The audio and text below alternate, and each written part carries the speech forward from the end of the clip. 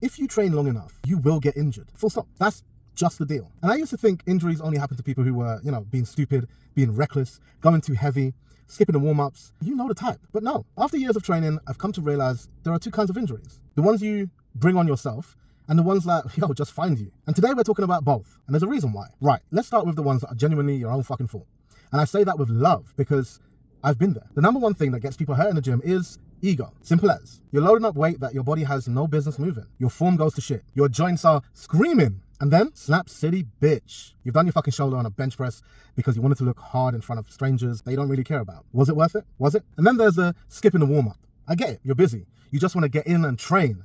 But jumping straight into heavy compound movements with a cold body is genuinely one of the silliest things you can do. Your muscles aren't ready. Your tendons aren't ready. Nothing's ready. Give yourself, 10, 15 minutes. Get the blood moving, mobilize the joints that you're about to load, and, work your way up to working weight properly. It's not wasted time. That is part of training. Now, I'm going to use this phrasing just for this video, but I'm going to explain why I've just said that. Overtraining.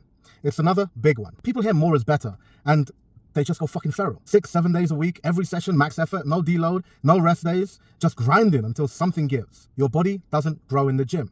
It grows when you recover. If you're not recovering, you're just accumulating fatigue and setting yourself up for an overuse injury. Tendonitis, stress fractures, chronic joint pain, all of it. Sleep, eat, rest. It's not optional. But you see what I'm saying there? I don't believe in overtraining. I believe in under-recovering. That's why I said I don't like using this word overtraining. It is under-recovering because everything that I've mentioned there is to do with your recovery. And you're trying to hit that body part or get back in the gym before your body's recovered. And that is possibly a recipe for disaster. Technique matters.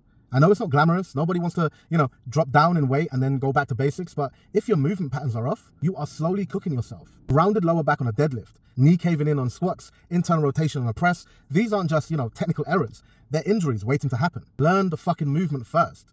The weight will come. Now, here's where shit gets real.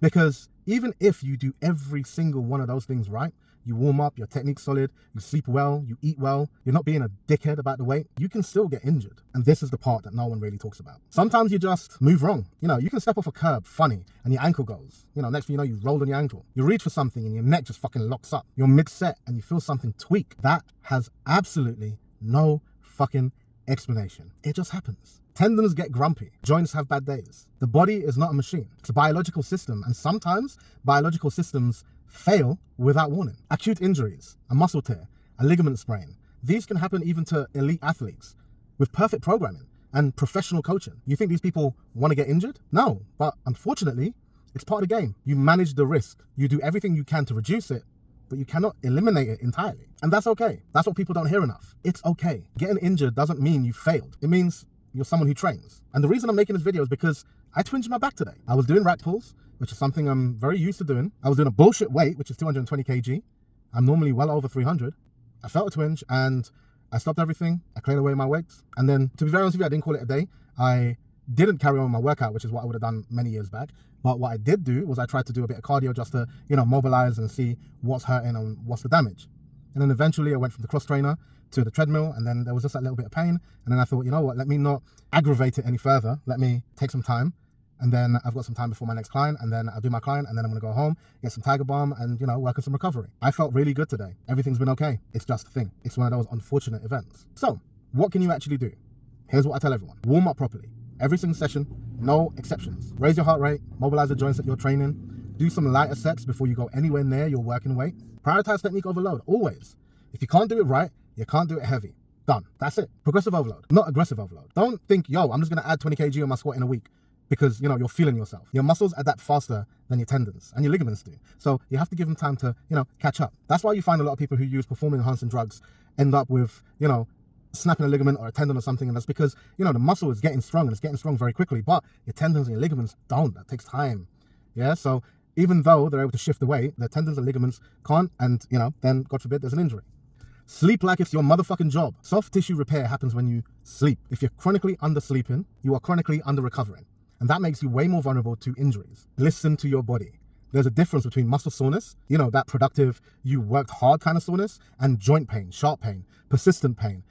That pain that's not really normal. One of them is part of the process. The other one is, a fucking warning. Don't train through warnings. And deload. If you're pushing hard week in, week out, building a deload every 4 to 6 weeks. Drop the volume, drop the intensity.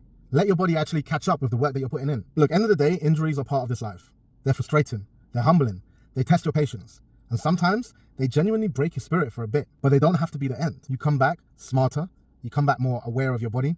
And honestly, sometimes an injury is the thing that finally teaches you how to train properly. And like I said, sometimes there's no rhyme or reason. It just happens. An analogy I like to give for this is, you could be the best driver in the world. You know that you drive safely, but you can't guarantee that other people drive well. And you might end up in an injury because of someone else's actions. And even if we look at a driver's lifespan, for the duration of someone who is driving, the likelihood of them getting into an accident, it's almost definite. It's almost like you're 100% going to get into one accident in your lifetime as a driver. If you're not, then you're the exception, not the rule. And it's the same thing with training. Now, when we talk about injuries, I'm not talking about an injury that, like you've broken your back. Like, I've not broken my back. I've just had a little twinge. I've had something that just kind of told me, yo, sit the fuck down for a minute, relax. And as I said, sometimes that shit just happens. You could be doing everything right. Listen to your body. I hope this makes sense.